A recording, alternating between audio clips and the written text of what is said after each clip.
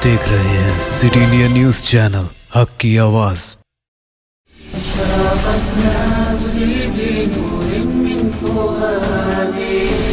حينما رددت يا رب العباد، وانتشت روحي وصار الدمع يجري. السلام علیکم ورحمۃ اللہ وبرکاتہ۔ نحمده ونصلي على رسوله الكريم اما بعد فاعوذ باللہ من الشیطان الرجیم، بسم اللہ الرحمن الرحیم۔ وَلِسُلَيْمَانَ الرِّيحَ عَاصِفَةً تَجْرِي بِأَمْرِهِ إِلَى الْأَرْضِ الَّتِي بَارَكْنَا حَوْلَهُ لِلْعَالَمِينَ۔ صدق اللہ العظیم۔ محترم ناظرین کرام، سٹی انڈیا ٹی وی کے پروگرام پیغام دین میں فلسطین کی تاریخ کے اسپیشل سیریز آپ کے سامنے چل رہی ہے۔ اسی کا اگلا پارٹ انشاءاللہ آج آپ کے سامنے بیان کیا جائے گا۔ محترم ناظرین کرام، جب فلسطین میں اللہ تبارک و تعالی نے حضرت داؤد علیہ السلام کے فرزند ارجمند حضرت سلیمان علیہ السلام کو ایک ایسی حکومت سے نوازا جو نہ اس سے پہلے کسی نبی کو اور کسی بادشاہ کو ملی تھی، اور اللہ کے نبی علیہ السلام نے فرمایا نہ اس کے بعد ایسی حکومت اور ایسی بادشاہی کسی اور کو اللہ تبارک و تعالی دیں گے۔ حضرت سلیمان علیہ السلام کے کچھ واقعات جس سے ان کی حکومت کا پتہ چل سکے سرسری طور پہ آپ کے سامنے بیان کیا گیا۔ حضرت سلیمان علیہ السلام کو اللہ تبارک و تعالی نے بڑی زبردست بادشاہی عطا فرمائی تھی۔ حضرت سلیمان علیہ السلام کا مسکن اور ان کا گھر ملک شام فلسطین ہی میں تھا۔ اسی وجہ سے قرآن کریم ارشاد فرماتا ہے وَلِسُلَيْمَانَ الرِّيحَ عَاصِفَةً تَجْرِي بِأَمْرِهِ إِلَى الْأَرْضِ الَّتِي بَارَكْنَا، کہ جب کبھی سلیمان علیہ السلام دنیا کے کسی خطے میں چلے جاتے ہوا کے بلبوتے پر، تو وہ ہوا کو حکم دیتے کہ مجھے لے کر چل، تو وہ اللہ کے حکم سے انہیں ملک شام اور فلسطین اپنے گھر پر لا کر چھوڑ دیتی تھی۔ حضرت سلیمان علیہ السلام نے اس زمانے کی فن تعمیر کی تکمیل، جو کہ ہیکل کی شکل میں تعمیر کر دیا تھا،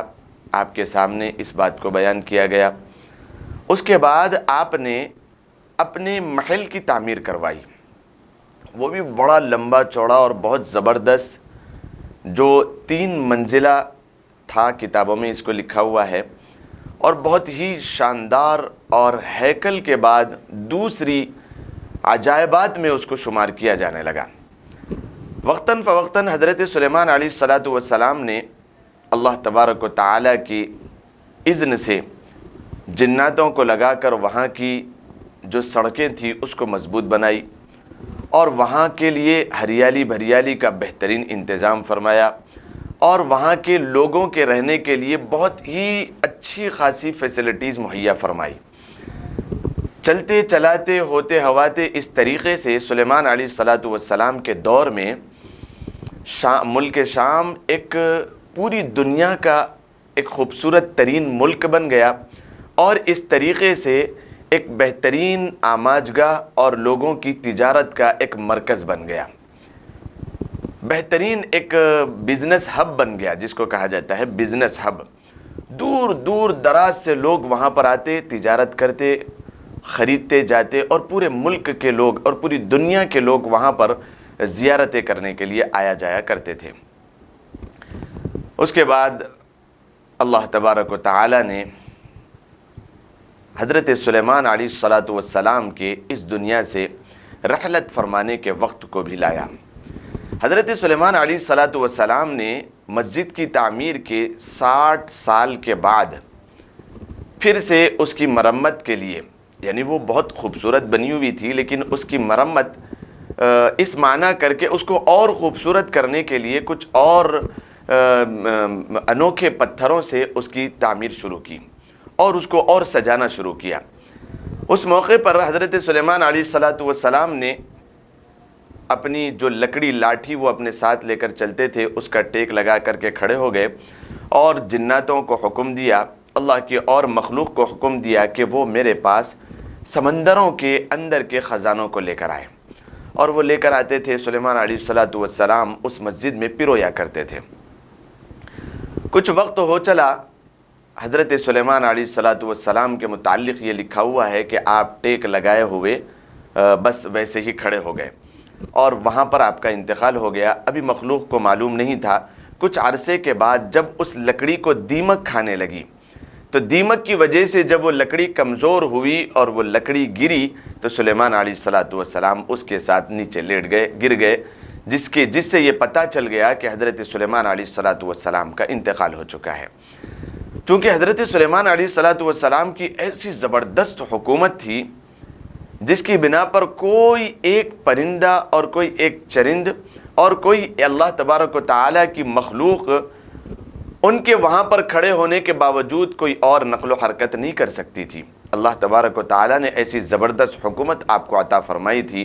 جب اس لکڑی پر دیمک بیٹھی اور وہ کمزور ہوئی، وہ گری تو سلیمان علیہ السلام نیچے گرے، جس کی وجہ سے پتہ چلا کہ حضرت سلیمان علیہ السلام کا انتقال ہو گیا۔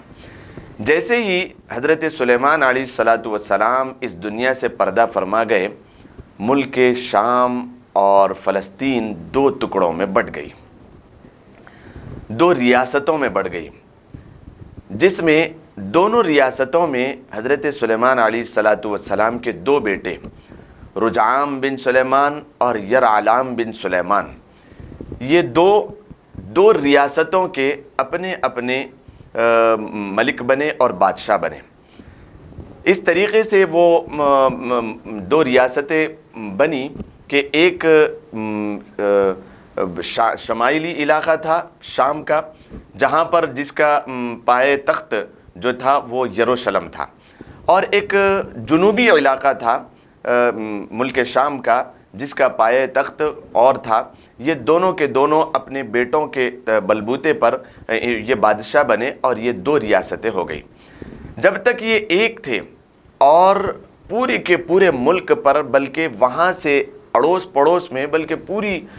دنیا پر ان کا ایسا ایک زبردست رعب اور دبدبہ تھا، وہ آہستہ سے یہاں سے شروع ہوا وہ ختم ہونا کہ دو ریاستوں میں وہ خود ملک شام بٹ گیا، اور یرعلام اور یرجعام یہ دونوں کے دونوں آپس میں لڑنے جھگڑنے لگے اور آپس کی نااتفاقیوں کی وجہ سے یہ دونوں میں ٹھن گئی اور دونوں نے آپس میں جھگڑا کیا۔ تو سب سے پہلے فائدہ اٹھانے والا، جب کبھی دو لوگوں کے درمیان جھگڑا ہوتا ہے تو تیسرا اس کا فائدہ اٹھاتا ہے۔ اسی طریقے سے ٹھیک جب یہ دونوں میں آپس میں ٹھن گئی اور یہ دونوں لڑنے لگے تو ملک مصر کا سب سے پہلا جو اس وقت بادشاہ تھا سی شاک، جس کا نام لکھا ہوا ہے، سی شاک نے سب سے پہلے حملہ کیا اور بغیر کسی مزاحمت کے، بلا کسی اجازت کے، بلا کسی اور ڈر اور خوف کے اس نے یروشلم پہ حملہ کیا، اور سب سے پہلا یہ حملہ کہا جاتا ہے مسجد اقصی اور فلسطین اور ہیکل سلیمانی پر، کہ اس نے حملہ کیا اور اس کی قیمتی اشیاء پر حملہ کر کے وہ سارا کا سارا لوٹ کر لے کر چلا گیا۔ یہ سب سے پہلا حملہ کتابوں میں لکھا ہوا ہے مسجد اقصی پر، اور اس کا سب سے چھوٹا نقصان اس کو لکھا ہوا ہے، حالانکہ اس نے جتنی جڑی ہوئی چیزیں تھیں اس کو چھوڑ کر جو اوپر نظر آنے والی چیزیں تھیں مسجد اقصی میں اور وہاں کے ارد گرد جو کمرے بنے ہوئے تھے اس میں، اور جو برآمدے بنے ہوئے تھے، اور خوبصورت ترین اس کو بنانے کے لیے جتنی بھی کارکردگیاں تھیں اس میں جو اوپر سامان رکھے ہوئے تھے، کتابوں میں لکھا ہوا ہے کہ وہ سارا کا سارا سی شاک نے حملہ کر کے بلا مزاحمت وہ سارا کا سارا قیمتی اشیاء وہاں سے لے کر چلا گیا۔ وہاں سے اس کے ملک مصر جانے پر یہاں پر یرجعام جو جنوبی ملک شام کا باجگزار تھا اور بڑا تھا، بادشاہ تھا، اس نے حملہ کرنے کا ارادہ کیا، لیکن وہ حملہ اس طور پر نہیں کر سکتا تھا کیونکہ آپس میں یہ دونوں کے دونوں لڑ بیٹھے تھے۔ جب آپس میں یہ دونوں لڑ بیٹھے تو وہ ملک شام تک پہنچ نہیں سکتے تھے۔ ٹھیک اس کے بعد سیشاک کے بعد جو دوسرا بادشاہ آیا اس نے بھی پھر حملہ کیا، جو تیسرا آیا اس نے بھی پھر حملہ کیا۔ اس طریقے سے یرجعام کو ان لوگوں نے اپنا قیدی بنا کر کے لے گئے، اور وہاں کے اکثر یہودیوں کو، چونکہ وہ لوگ اللہ تبارک و تعالیٰ کی ناز و نعم میں بہت وقت گزار چکے تھے، کم از کم ایک 70 سے 80 سال ان کے ہو چکے تھے، اور وہ قوم ٹھہری تھی بنی اسرائیل، جن کی رگ و ریشے میں بہت زیادہ لڑائی اور جھگڑے اور فتنے اور فساد ان کے اندر ایسا تھا، رگ و ریشے میں پیوستہ تھے۔ کچھ وقت کے گزرنے کے بعد انہوں نے بھی اللہ تبارک و تعالیٰ کی راہ کو چھوڑا اور اپنے اندر اختلاف اور افتراق اور لڑائی اور جھگڑے اور ایسی بے انتہا فتنے فساد کی انہوں نے باغ ڈور کو تھام لیا، جس کی وجہ سے اللہ تبارک و تعالیٰ نے ذلت اور رسوائی کا دور ان پر جاری کر دیا۔ اس طریقے سے ان کا ایک بادشاہ جس کو انہوں نے اپنا سرکردہ بنایا تھا اس کو قیدی بنا کر کے وہ لے گئے، اور وہاں پر جو سیشاک تھا ان کی اولادوں میں بادشاہ بننے لگے، اور پھر انہوں نے وقتاً فوقتاً ملک شام پر اور مسجد اقصیٰ پر حملے کیے۔ سن 918 میں، پھر 1825 میں، پھر اس کے بعد 1700، اس طریقے سے قبل المسیح میں انہوں نے حملے کرتے گئے۔ 17 حملے مکمل لکھے ہوئے ہیں کتابوں میں۔ 17 حملے ایسے ہوئے جس کی وجہ سے بہت سارا مال اور دولت اور بہت ساری قیمتی اشیاء جو مسجد اقصیٰ میں حضرت سلیمان علیہ السلام نے رکھے تھے وہ سارا کا سارا خالی ہو گیا۔ اب جو دیواروں میں خوبصورتی تھی اور جس سونے کو پگھلا کر کے انہوں نے دیواروں میں لگائے تھے، اور بہت سارے ہیرے جواہرات اور بہت سارے قیمتی پتھر وہاں پر انہوں نے جڑے ہوئے تھے، جس کو ختم کرنے کے لیے یہاں پر ملک مصر میں ایک بہت ہی زیادہ خطرناک اور بہت ہی زیادہ جس کو کہا جائے گا کہ ملک مصر اور فلسطین اور ملک شام کے لیے کالے دن آنے والے تھے، جو نام تھا بخت نصر۔ یہاں پر بخت نصر پیدا ہوا۔ بخت نصر بڑا ہی خطرناک اور اپنے ذہنی اعتبار سے بڑی ہی دور اندیشی سے کام لینے والا اور بڑا ظالم بادشاہ تھا رومیوں کا۔ وہ شہر بابل میں پیدا ہوا۔ بخت نصر سب سے پہلا حملہ کر رہا ہے یہاں پر آ کر ملک شام میں، اور اس نے وہاں کے یہودیوں سے کہہ دیا کہ دیکھو میری مان کر کے یہاں پر چلنا ہے، ورنہ میں تمہیں ہلاک اور تہس نہس کر دوں گا۔ اس طریقے سے اس نے کچھ وعدے اور وعید لے کر کے وہاں سے وہ نکلا ہے۔ جب وہ شہر بابل چلا گیا تو یہاں کے لوگوں نے، بنی اسرائیل تھے، کچھ عرصے کے بعد انہوں نے پھر فتنہ اور فساد شروع کیا۔ بخت نصر نے ٹھان لی کہ اب میں انہیں نہیں چھوڑوں گا۔ پھر وہ جب ملک شام آیا تو اس نے وہاں کے لوگوں کو دیکھا کہ وہ کسی طریقے سے اللہ تبارک و تعالیٰ کی نافرمانی کرتے ہوئے انہوں نے بغاوت، علم کا بغاوت جو ہے نا چھیڑ دیا، اور بخت نصر سے انہوں نے لڑائی کا ارادہ کیا، اور وہاں سے انہوں نے روم سے بھی اپنی کچھ طاقت کو ملا لیا۔ تو بخت نصر یہاں سے اس بات کو ٹھان کر بڑی فوج کو لے کر کے نکلا کہ وہ روم کی، سب سے پہلے روم کی جو بڑی ایک نسل آ رہی تھی ان کو انہوں نے ختم کیا اور شکست فاش دیا۔ پھر جب یہاں پر آیا اس نے ایسا تہلکہ مچایا، یہ تہلکہ ایسا تھا، سب سے پہلے حضرت سلیمان علیہ السلام کا جو ہیکل بنا ہوا تھا، سب سے پہلے اس کو تہس نہس کرنے والا، سب سے پہلے اس کو توڑ مروڑ کرنے والا اور اس کو ملیامیٹ کرنے والا یہ بخت نصر تھا۔ 3 مرتبہ اس نے بنی اسرائیل کو وارننگ دی، 3 مرتبہ اس نے بار بار سمجھایا کہ بنی اسرائیل تم میری مان کر چلو اور اپنی تحت، اپنی دین کے تحت تم اپنی زندگی گزارو، میں اس پہ روکنے والا نہیں ہوں۔ یہ بخت نصر جو تھا وہ عیسائی تھا، اور یہاں پر بنی اسرائیل رہنے والے یہ یہودی بنی اسرائیل تھے، ان کے درمیان آپس میں بڑی لڑائی تھی۔ پھر اس نے کیسے وہاں پر سب سے پہلے ہیکل سلیمانی کو توڑا اور مڑوڑا، انشاءاللہ وقفے کے بعد اس کو بیان کیا جائے گا۔ السلام علیکم ورحمۃ اللہ وبرکاتہ۔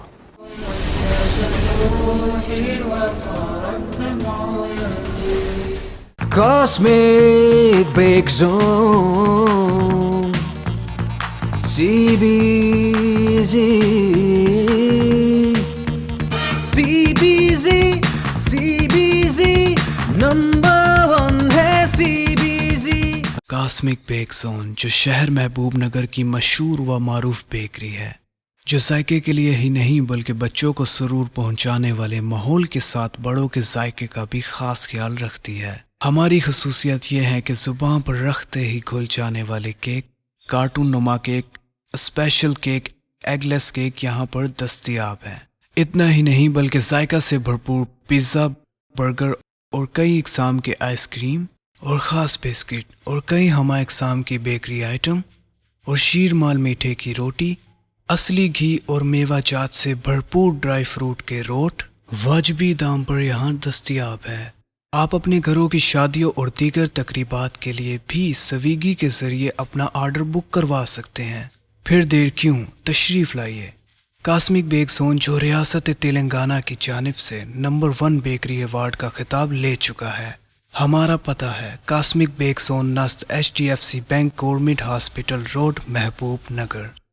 एक बार खाने जो आए यहाँ बार बार आने को चाहे यहाँ।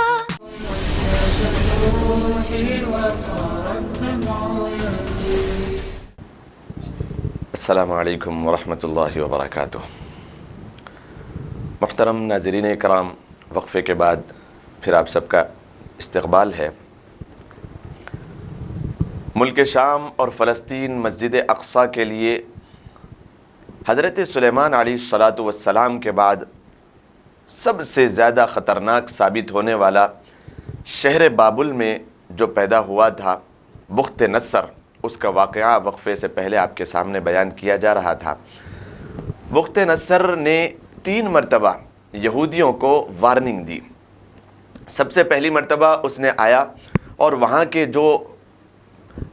उसके आलम बगावत तय करने वाले थे उन लोगों को उसने समझाया और उन लोगों को मार कर वहीं के लोगों में एक को वहाँ का बादशाह मुकर्रर करके वो चला गया।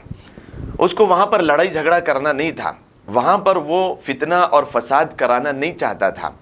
लेकिन मुल्क शाम में और फ़लस्तीन में रहने वालों ने हज़रत सुलेमान अलैहिस्सलातु वस्सलाम के जाने के बाद जो फितना अंगेज़ी की और जो लड़ाई और झगड़े और अल्लाह तबारक व तआला की ज़मीन पर उन्होंने जो क़त्ल व गारत गिरी के बाज़ार गर्म किए, यहाँ तक कि कहा गया कि गुनाहों में वो इतना आगे बढ़े कि लूती कौम के भी कुछ ऐसे असरात उनके अंदर पैदा हो गए। अल्लाह तबारक व तआला को अल्लाह की ज़मीन पर ये फितना, फसाद और क़त्ल व गारत गिरी बर्दाश्त नहीं हुई, जिसको ख़त्म करने के लिए हो सकता है कि अल्लाह तबारक व तआला ने ऐसे जालिम को पैदा कर दिया जिसने बनी इसराइल को ख़त्म करने की ठान ली। वो दूसरी मरतबा जब आया, उसने दूसरी मरतबा आने के बाद भी वहाँ के चंद कबाइल जो फितने और फसाद के अलम को खड़ा कर रहे थे, उन्होंने उसको ही ख़त्म किया। बस फिर जब तीसरी मरतबा उसके साथ कुछ लड़ने झगड़ने का इरादा यहाँ के शाम के बसने वालों ने किया, तो फिर उसका गुस्सा अपने से ऊपर हो गया। बुख्त नस्सर की ये जो वाक़यात किताबों में लिखे हुए हैं इतने ज़बरदस्त थे। उसने पहली जंग में पहली मरतबा जब आया, सिर्फ 3 से 4 हज़ार कुछ ऐसे बनी इसराइल थे जिसको उन्होंने ख़त्म किया। फिर दूसरी मरतबा जब आया, उसने 30 से 40 हज़ार को ख़त्म किया और उनको सफ़े हस्ती से मिटाया। लेकिन अभी भी उसने वहाँ पर फ़तह के आलम को खड़ा नहीं किया। वहाँ पर उसने ये ऐलान नहीं किया कि ये यरूशलेम और ये मुल्क शाम मेरा हो गया और यहाँ पर ईसाईयत कायम हो गई। उसने ऐसा नहीं किया। तीसरी मरतबा जब वो समझा के गया था, वहाँ के लोग बनी इसराइल न समझे और उन्होंने आलम बगावत खड़ा कर दिया और उन्होंने ऐलान कर दिया कि हम बुख्त नस्सर से जंग लड़ेंगे। तो अब इस वक्त बुख्त नस्सर जो शहर बाबुल का मलिक था, बादशाह था और ईसाई था, उसको ऐसा उसका कांटा फिरा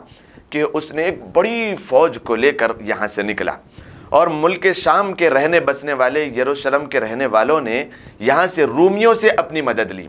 तो रूमी एक बड़े लश्कर को लेकर बुख्त नस्सर से लड़ने के लिए वो लोग जमा हो रहे थे। تو سب سے پہلے جب یہاں بخت نصر شہر بابل عراق سے نکلا تو سب سے پہلے انہیں مصر پڑتا ہے، مصر کی جو یہاں سے لشکر نکلا تھا ان سب کو اس نے ختم کر دیا،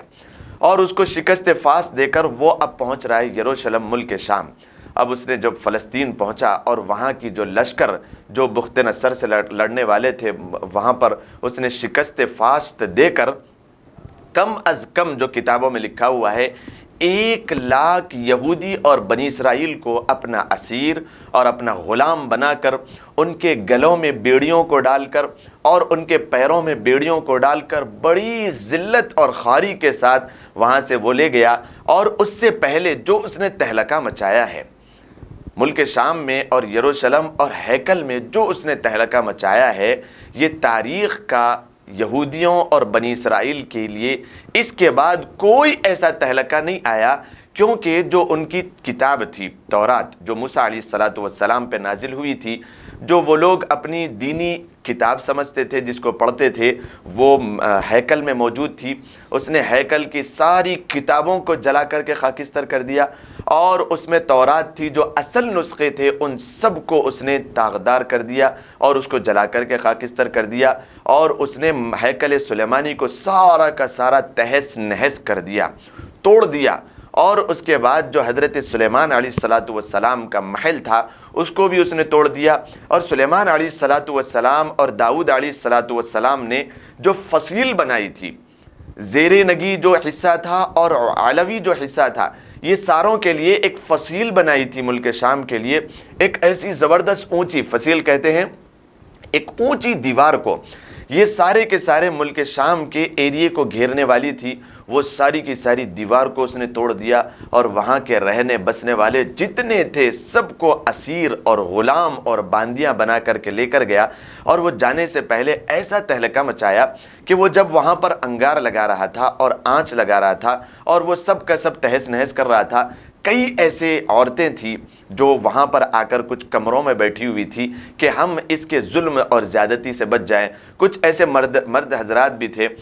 جو کچھ یعنی کم از کم 30 سے 40 ہزار مرد حضرات اور 60 سے 70 ہزار عورتیں جو اپنے آپ کو یروشلم اور مسجد اقصیٰ کے برآمدوں میں اپنے آپ کو محفوظ سمجھ کر وہاں پر بیٹھے ہوئے تھے۔ ان کا کوئی لڑنے کا ارادہ نہیں تھا، لیکن وہ یہاں پر لڑنے کے لیے آیا تھا۔ چونکہ یہاں کے لوگ رہنے بسنے والوں نے عالم بغاوت کو بلند کر دیا تھا، تو اس نے اندر ہی اندر ان کو رکھ کر کچھ ایسی چیزوں کو اندر جا کر سب کو جلا دیا، سب کو وہیں پر بچوں کے ساتھ، عورتوں کے ساتھ، مردوں کے ساتھ سب کو تہس نہس کر دیا، اور اس نے سارا کا سارا ملک اندھیرا کر دیا۔ اور اس نے ایسا زبردست وہاں پر فتنہ برپا کیا کہ جب اس نے اس کو تکمیل کیا تو اس کے ساتھ آنے والے لوگوں نے بعد میں جو تاریخ کو رقم کیا ہے، انہوں نے کہا کہ ہمیں اپنا ہاتھ بھی نظر نہیں آتا تھا، ایسی کالی دھواؤں کا ایک بڑا بازار گرم ہو گیا تھا، اور ایسا اندھیرا چھا گیا تھا کہ پورا کا پورا ملک شام اور فلسطین تہس نہس ہو گیا۔ اس نے وہاں کے رہنے والوں کو بڑی ذلت کے ساتھ اور بڑی ہی رقت انگیزی کے ساتھ اور بہت ہی زیادہ ذلت اور رسوائی کے ساتھ وہاں کے لوگوں کو لے گیا، اور یہی وہ عرصہ تھا، یہی وہ موقع تھا جو عہد سلیمانی کا، خداوند قدوس کے عہد سلیمانی کا جو تابوت تھا، جس کو رکھنے کے لیے اصل مسجد اقصیٰ اور فلسطین اور یروشلم کو بنایا گیا تھا۔ حضرت داؤد علیہ السلام نے جس کی تمنا کی تھی کہ میں یہاں پر مسجد بناؤں، لیکن رؤیا صادقہ کی بنا پر حضرت سلیمان علیہ السلام نے بنایا تھا، اور اس میں ایک ایسا بہترین کمرہ بنایا تھا جس میں عہد خداوندی کے اس تابوت کو رکھا جائے، وہ اسی موقع پر غائب ہوا تھا، جس کو آج کے یہودی بھی کہتے ہیں کہ وہ عہد سلیمانی، وہ عہد خداوندی کا جو مقدس ترین تابوت ہے،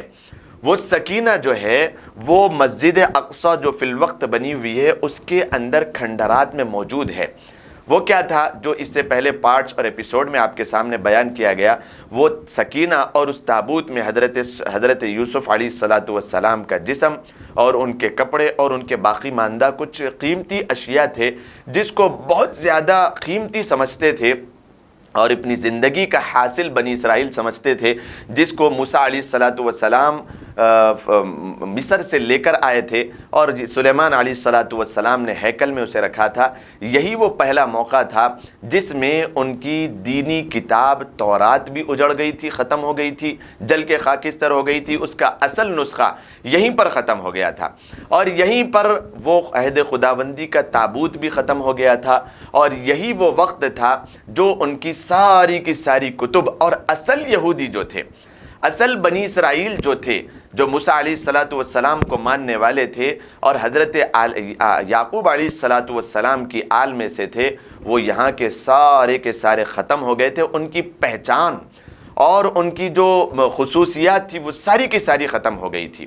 اب وہاں سے جو وہ سارے جتنے وہاں پر رچے بسے ہوئے تھے ان کو قیدی بنا کر کے بخت نصر شہر بابل اپنے ساتھ لے گیا، اور وہاں پر لے جا کر ان کے مردوں کو قتل کر دیا اور ان کے بچوں کو ویسے ہی زندہ چھوڑ دیا، اور ان کی عورتوں کو وہاں کی کام کرنے والی اور خادمائیں بنا دیا۔ کم از کم اس کے بعد 450 سال تک اور 500 سال تک یہ فلسطین اور ملک شام بالکل تہس نہس اور کھنڈرات میں تبدیل ہو گیا۔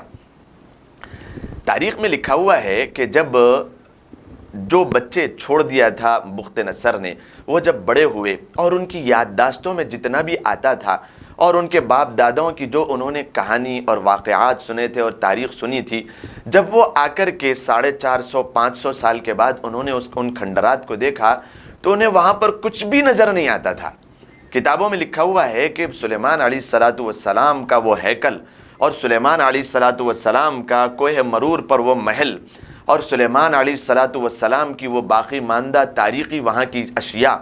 اور داؤد علیہ الصلاۃ والسلام کی وہ بنائی ہوئی فصیل اور اس سے پہلے حضرت ابراہیم علیہ الصلاۃ والسلام اور اسحاق علیہ الصلاۃ والسلام کی وہ تاریخی مقامات، کچھ بھی انہیں وہاں پر نظر نہیں آتا تھا۔ اور یہی وہ عرصہ تھا جس وقت جب وہ اپنے ساتھ اسیر بنا کر کے لے گیا، اس میں ایک نبی تھے دانیال علیہ الصلاۃ والسلام۔ دانیال علیہ الصلاۃ والسلام کو بھی اس نے بخت نصر نے قیدی بنا کر کے اپنے ساتھ وہاں پر لے گیا، لیکن کوئی اور ملک کے میں حضرت سلیمان علیہ الصلاۃ حضرت عزیر علیہ الصلاۃ والسلام وہاں پر نبی بنے تھے۔ حضرت عزیر علیہ الصلاۃ والسلام کا ایک مرتبہ ان وادیوں سے گزر ہوا، ان وادیوں کی تہس نسی اور ان وادیوں کا زمین میں گڑنا اور ختم ہونا، آپ اسے اندازہ لگائیے کہ اتنا وہ تہس نہس ہو گیا تھا، اجڑ گیا تھا کہ حضرت سلیمان علیہ الصلاۃ والسلام کا گزر ایک مرتبہ وہاں سے ہوا تو آپ نے ان قلعوں کو دیکھا اور آپ نے ان بستیوں کے اوپر جب نظر ڈالی اور فلسطین اور ہیکل اور اس محل پر جب آپ نے نظر کی ان کھنڈرات پر، تو اتنا وہ اجڑا ہوا تھا کہ اللہ کی طرف متوجہ ہو کر فرمایا کہ یا اللہ، یہ ایسا اجڑ گیا ہے، یہ ایسا ختم ہوا ہے، لگتا ایسے ہے کہ یہ کبھی پھر زندگی میں آباد نہیں ہوگا۔ اتنا زیادہ وہ اجڑ گیا تھا اور تہس نہس ہو گیا تھا، لیکن اللہ تبارک و تعالی نے اپنی قدرت کا نمونہ اور عزیر علیہ الصلاۃ والسلام سے ایک معجزے کا اظہار کرنا تھا، اللہ تبارک و تعالی نے وہیں پر انہیں سلا دیا، وہ آرام کرنے پر مجبور ہو گئے۔ حضرت عزیر علیہ الصلاۃ والسلام وہیں پر لیٹ گئے اور آرام کرنے لگے۔ حضرت عزیر علیہ الصلاۃ والسلام جو آرام کرنا شروع کیے، 100 سال مکمل آپ نے وہیں پر آرام کیا۔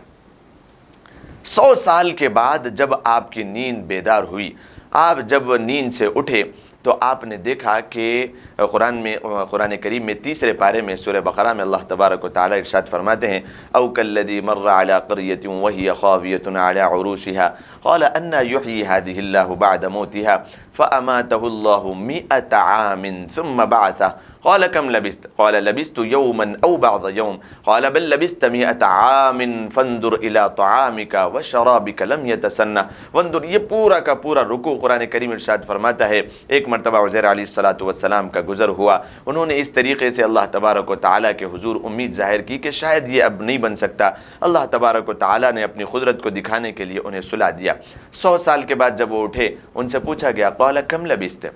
آپ کتنا سوئے؟ تو حضرت عزیر علیہ الصلاۃ والسلام سوچ کر فرمانے لگے کہ میں شاید 1 دن یا آدھا دن سویا، چونکہ جب آپ آرام کرنے لگے تو ظہر کا وقت تھا، جب آپ اٹھے تو عصر کا وقت تھا، 100 سال بیچ میں گزر گئے، ان کو پتہ نہیں تھا۔ اللہ تبارک و تعالیٰ نے کہا کہ 100 سال تک عزیر تم سوتے رہے، دیکھو اپنے کھانے کی طرف، تو اللہ تبارک و تعالیٰ کی قدرت سے اللہ تبارک و تعالیٰ نے کھانے کو جیسا وہ اپنا ٹفن لے کر آئے تھے تر و تازہ ویسی باقی تھا.